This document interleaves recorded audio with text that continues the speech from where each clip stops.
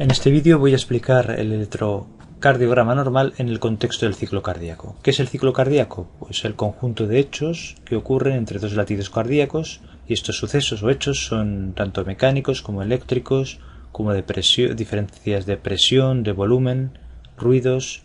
Básicamente podemos decir que hay una sístole o contracción del corazón, mejor dicho, contracción de los ventrículos, y una diástole o relajación de los ventrículos. En la sístole, con la contracción se expulsa la sangre y en la diástole se recibe la sangre. En la sístole podríamos distinguir una contracción ventricular isovolumétrica y una eyección ventricular. Esta contracción ventricular isovolumétrica empieza con el cierre de las válvulas auriculoventriculares que coinciden, que son las que producen el primer ruido cardíaco. Estas válvulas son la válvula tricúspide en el lado derecho y la válvula mitral en el lado izquierdo. Se cierran estas válvulas, los ventrículos están llenos de sangre, empiezan a contraerse, pero no cambian de volumen aunque vaya aumentando la presión.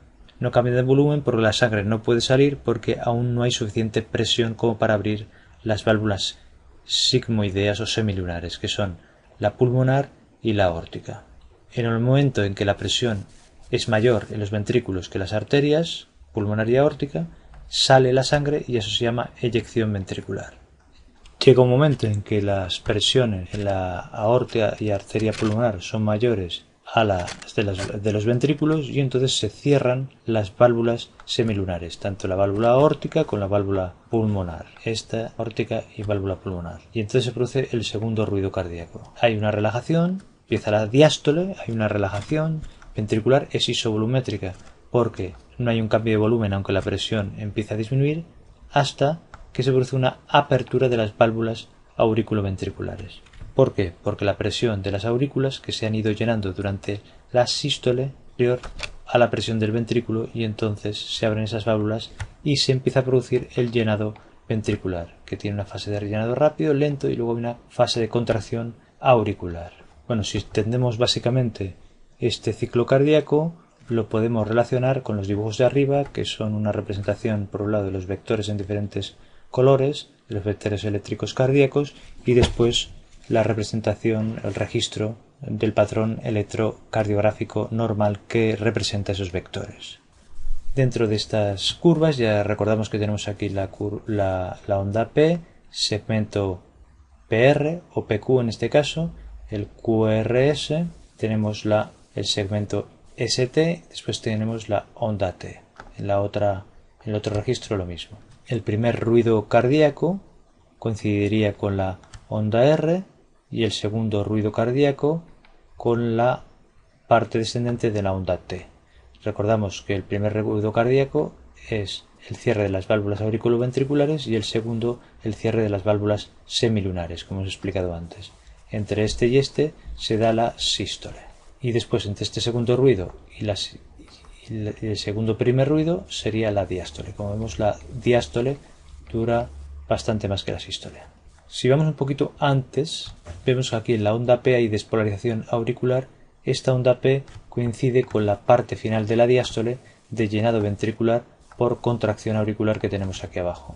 Luego viene la despolarización del nodo auriculoventricular, en el que no se detecta, hay un silencio eléctrico que es representado en color naranja, da un tiempo para que se acabe de pasar la sangre a los ventrículos y empieza el QRS, que es la despolarización del tabique, parte apical y parte basal del ventrículo. En la parte más alta es cuando empieza la sístole del corazón y es cuando hay la presión suficiente como para que se cierren las válvulas auriculoventriculares. Pero en este momento va aumentando el ventrículo, va aumentando de presión, pero no es la suficiente como para que salga la sangre hacia las arterias, aórtica o pulmonar, y entonces ahí se da la fase que llamamos de contracción ventricular isovolumétrica, hasta que se produce a este nivel la apertura de las válvulas semilunares y entonces empieza la eyección, que sería todo esto de aquí.